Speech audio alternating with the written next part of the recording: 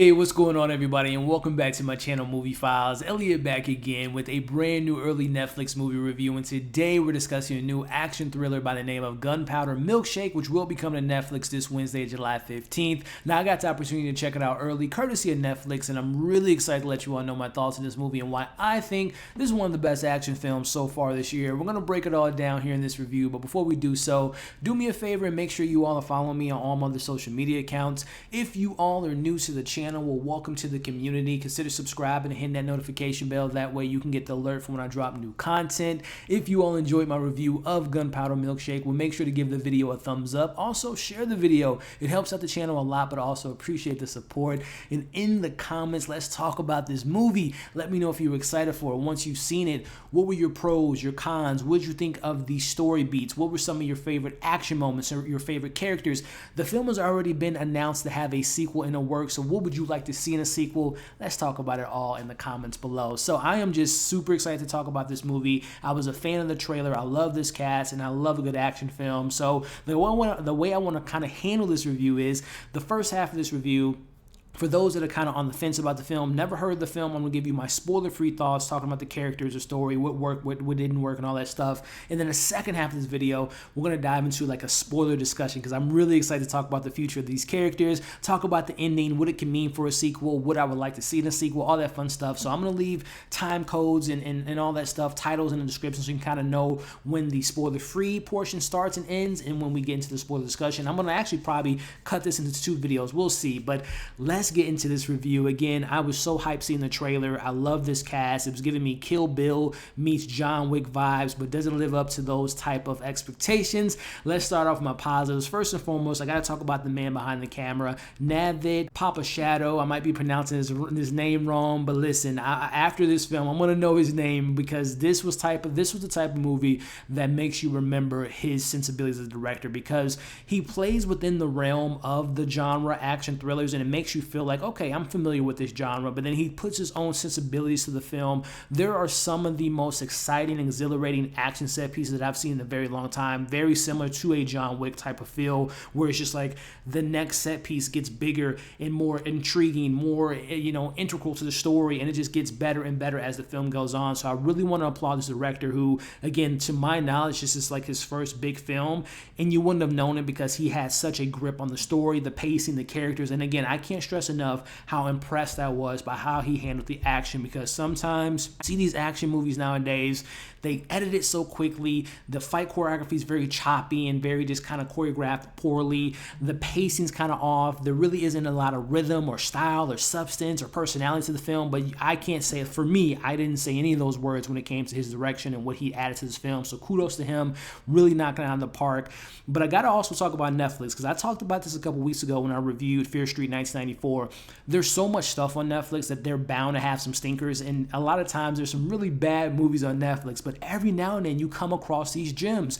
The Fear Street trilogy, which I've really been enjoying, and then you come across a film like this, which again, it has familiar beats, which I'll talk about a little bit in my criticisms, but even within that familiarity, it still finds and manages a way to be innovative. It still has a good energy, energy to the film as regards to the pacing. So I definitely want to shout out Netflix. If we can get more of these Netflix, I would really appreciate it. But nonetheless, again, the direction was there. I really enjoyed the story, which I don't want to give too much away. The trailer, it is a story you've seen before, which I'll talk about in my criticisms. But in regards to the story, we have Karen Gillan, who's the lead of this film, Sam, who's an elite assassin who comes across a particular mission where she takes out the wrong person. Now they're after her, but in the midst of this mission, she comes across a young girl by the name of Emily, and they kind of have to survive the night and all that stuff. So it's a really simple story, but it manages to still be surprising. Even though you might feel like you've seen this movie before, especially in the first half, it still finds a way to be innovative, which I'll talk about here in a second. But these characters here, starting off with Karen Gillan, who plays Samantha. I'm a big fan of Karen. I think she's great as Nebula in the Guardian films. She was great in the Jumanji remake. The first time I saw her was in 2013 Oculus, and she's come a very long way. She has a leading role, and she shows you why she can be a leading actress, because she kicks a lot of ass in this film. She takes on that persona of, like I said, a bride from the Kill Bill, or even a John Wick, or Charlize Theron in Atomic Blonde. She has a grip on this character. Now, as I mentioned, those characters, especially John Wick, Samantha, an elite assassin, she's a woman of very few words, but when she speaks, you need to listen because she shows you her emotional beats. She has a little bit of sarcasm. She has some charisma when she needs to be there. She can be snarky at times, but I really enjoyed what Karen brought to this role because it was very believable for me. I feel like it was Karen actually. I know she wasn't doing all her stunts, but for the most part, I feel like she really was the character Samantha. She took the bumps, the bruises, the hits, the ups, the highs, the lows. I feel like she was really ingrained in this character, and I feel like she was a believable assassin. And I love when films allow its hero to be beaten up at times. There are moments where Sam isn't always winning the fight, and I really enjoyed that aspect, but I really enjoyed what Sam had to offer. Even again,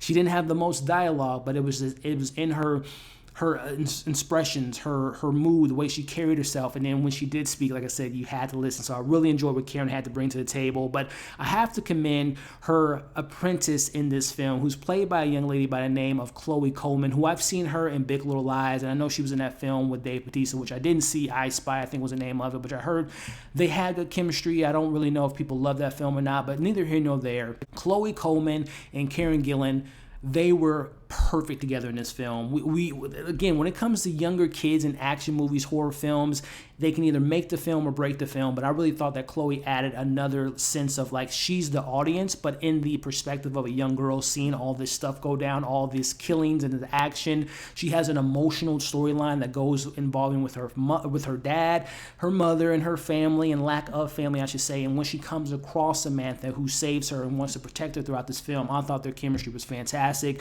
And there's a particular sequence, well, two sequences, one that takes place in the doctor's office and the second one takes place in the parking lot, and I thought that their back and forth was fantastic, and I thought that young lady did a good job. And Jacob Tremblay, McKenna Grace, they're two of my favorite actors under the age of 13 or 15, and I'm going to put Chloe up there. I was very impressed by her performance, and I can't wait to talk more in regards to spoilers about that character. But I got to talk about the Sisterhood, which was led by Lena Headey as Scarlett, Angela Bassett as Anna May, Michelle Yeoh as Florence, and Carla Gugino as Mathilde. Now, they are the Sisterhood.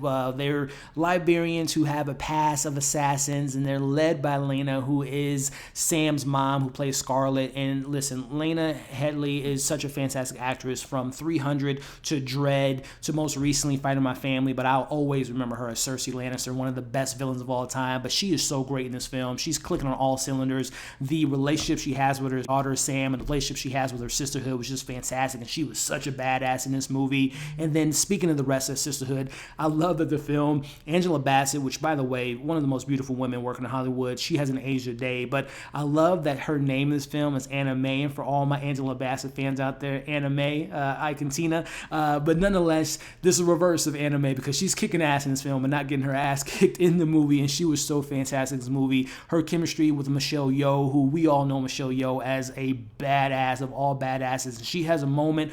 All three of the Sisterhoods have a moment in a particular half in this film, which was fantastic. Michelle Yeoh was great. Carla was fantastic. Again, the Sisterhood, those four women, all incredibly talented, all incredibly beautiful. They were so great in this movie, and I can't wait to talk about them in that spoiler discussion. But the character was there. The heroes I rooted for. I have to talk about the villains a little bit. We have Paul Giamatti, who plays the kind of crime lord, who is an important figure of this firm, which is essentially a group of assassins that, divvies out different missions to go on. I thought that Paul was a really good addition to this film. His character kind of reminded me, if you guys remember this film that came out in the early 2000s, Shoot 'Em Up, it kind of reminded me of that character. But also the main villain of this movie, Ralph Ineson as Jim, who is the Irish crime lord who ties into Samantha's, who gets into a mission and she kills someone that she wasn't supposed to. At first, it was very traditional, like, oh, it's just a man in a suit, but Jim's voice and the way he brought himself to the role, and Ralph, who I'm a big fan of from Game of Thrones to seeing him in The Witch, he even had a really good layer and a really good, interesting backstory, and I think his backstory ties into my thoughts of a sequel. But I thought from the heroes, the villains, the pacing of the story, and I can't finish without talking about the action set pieces.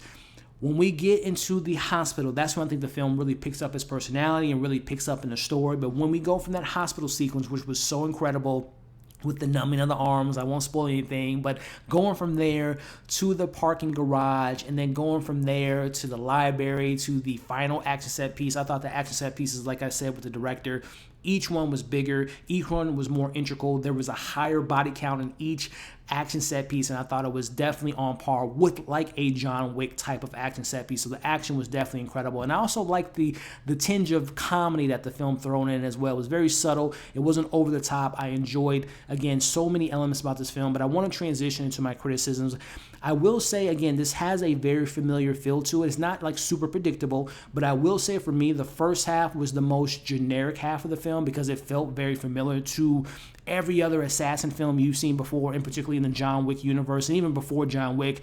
It's the stereotypical assassin gets a mission, they kill the wrong person accidentally, and that wrong person is tied into being a crime lord, and you know the crime lord has to get revenge of the person that was fallen. So we've seen that before, and I thought the first half really kind of played into, okay, is it any originality to it? Which it is. Again, once you all see this film, and to me, once Sam and Emily's stories intercross, that's when the film really kind of picks up its own personality. But for that first 30, 35 minutes, it just felt like a repetitive film that you've seen 1,000 times before. And I thought it was like almost too over stylized at the beginning. Like it was just too many like homages and the way they shot certain sequences, and the lighting was just like too self-aware of itself. But again, it doesn't last that much. Even me saying all that, it was still a good film. It just wasn't as original and wasn't as entertaining and compelling as the second and third act of the film. So I have to say the first half was the weakest for me.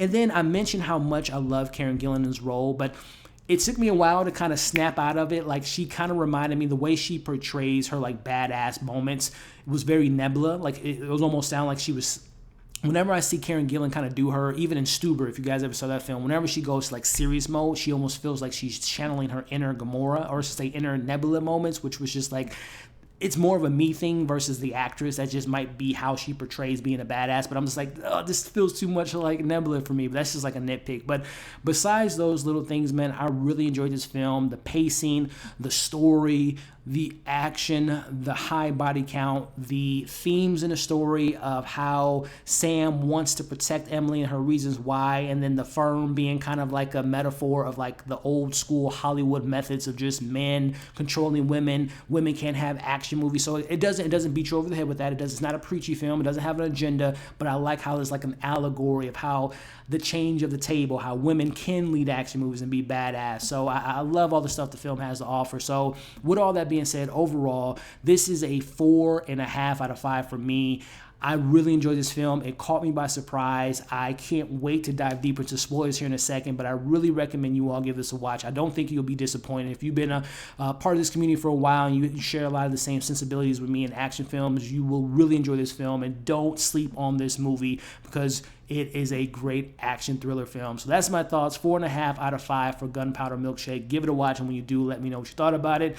Let's transition into the spoiler discussion. Now, I'm going to leave this in the chapter below in regards to the spoilers half. So if you haven't seen the film yet, go check it out and come back and join the conversation, but I'm going to cut this into a separate video. So with all that being said, welcome to the spoiler portion of Gunpowder Milkshake. We talked about my non-spoilers, my pros, my cons. I gave it a 4.5 out of 5. Really recommend you all check out the film, but now let's talk about the sequels, endings, and what I would like to see in the future. So let's go back to the ending of this film. So we see Sam at this point in the movie, as she's protecting Emily. She already revealed that she was the reason why her dad died earlier in the movie, and they kind of have their moment where she forgives her. But in particular, when Sam is willing to sacrifice her life to protect Emily by going to the diner, a meeting with Jim and his whole crew, and they're sitting there talking at the table and having that moment there where I think this is where the sequel is going to lead into in regards to what we can expect for a Gunpowder 2.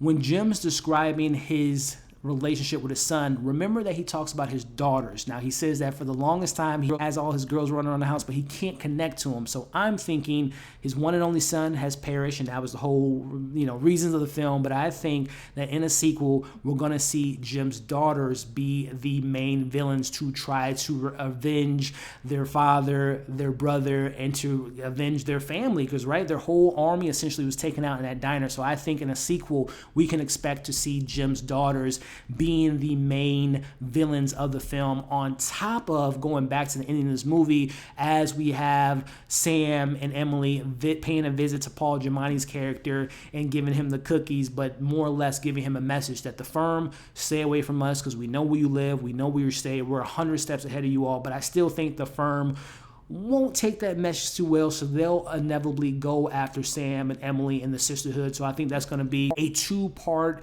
villain story as we got in this movie, as we saw Paul Giamatti have his goons go after Sam at the beginning of the movie. But I think that the firm will play a big part in the sequel, but more importantly, I think Jim's daughters will be the main villains, and I can't wait to see who they cast, because already this cast is already fantastic. So who else can you bring in as Jim daughters to avenge their father and their brother? So I think that's going to be what we can expect for a sequel. But hey, Netflix, if you're looking for that franchise, you know, we got the Old Guard 2 coming out, and we've had all those YA sequels. But if you want this action movie to be a type of universe you can build on, I want to see a spinoff with the Sisterhood. I want to see a young Scarlet, a young Matilda. I want to see a young Michelle Yeoh character, and Anna May and those aunties. I would love to see an origin story of a sorts of them and their younger days. And hell, you can bring in the same actresses because they're all in their prime. They all look incredibly beautiful. But if you want to go back to like the teenage days and kind of transition to them being older women, I would love to see that, because those women were so badass. So if you can give me a spinoff with the Sisterhoods and the origins of those, how they became to be and how they became to have this library and the relationship between those four women, I would love to see that on top of a sequel, because I am so in love with this universe. I love these characters. And again, that sequel with the daughters versus the Sisterhood on top of the firm, and maybe them teaming together to take down the firm. Who knows what the future holds of this franchise, but I will be checking it out wherever it is, because I am so impressed by this movie. So again, 4.5 out of 5 for me. Talking spoilers here, talking about that ending, what I would like to see in a sequel, what spin-offs I would like to see in this franchise. Such a fun discussion. Again, let me know your thoughts in the comments, what you think a sequel could look like. What did you think about the ending as far as the whole Jim's crew being taken out, the warning that Sam gives to the firm, and what you guys would like to see in the future of this franchise? Let's talk about it in the comments below. So as always, make sure, if you stuck around to the end of the video, thank you so much for supporting the video. Make sure to like, share, comment your thoughts below, subscribe to the channel if you haven't already, and hit the bell. That way you don't miss any of my other content. With all that being said, you all have a great day, and thank you all for watching this video.